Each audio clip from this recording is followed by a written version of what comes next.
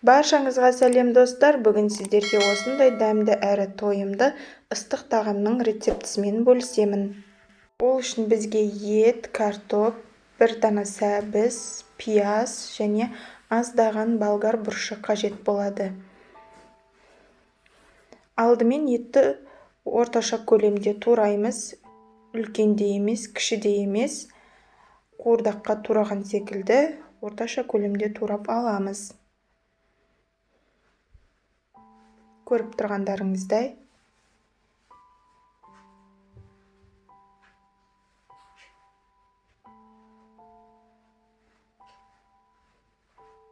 Мінекей етімізді турап болсақ, бөлек ыдысымызға салып, оның үстіне жарты шай қасық тұз, жарты шай қасық қара бұрыш саламыз. Етім менің тұздалған, сондықтан аз салдым. Өздеріңіздің қалауыңыз бойынша салсаңыздар болады. Енді араластырып бір шетке қойып қоямыз. Қазанымызға 4 ас қасық сұйық майымызды құйып қыздыратын боламыз. Қызғанша пиязымыз бен болгар бұрышымызды тураймыз. Мінекей біздің сұйық майымыз қызды, енді етті қызартып қуырып алатын боламыз.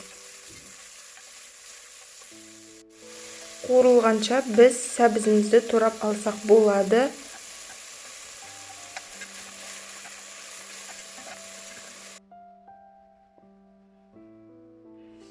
Картопты өте ұсақ қылып жібермеңіздер, 4-ке бөлсеңіздер немесе 3-ке бөлсеңіздер жарайды, себебі піскен кезде езіліп кетуі мүмкін. Мінекей етіміз қызарып қуырылды. Енді осының үстіне пиязымызды қосамыз.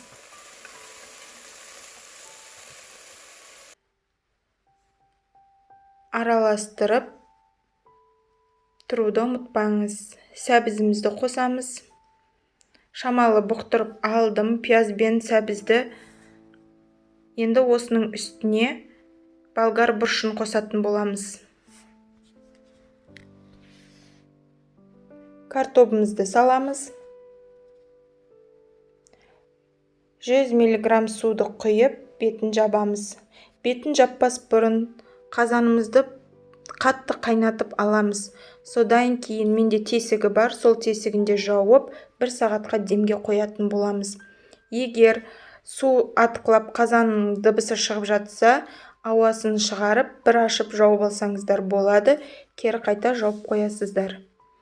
Мінекей мен тамағым пісті, өте дәмді болып, өте тойымды, түскі немесе кешкі асқа керемет үйлесетін дәмді асымыз дайын болды. Сіздерге ұнайды деген сенімдемін. Менімен бірге болғандарыңызға рахмет. Маған тіркеліп, лайк басып, комментарий қалдыруды ұмытпаңыздар. Сіздермен болған Замира. Астарыңыз дәмді болсын. Келесі кездескенше.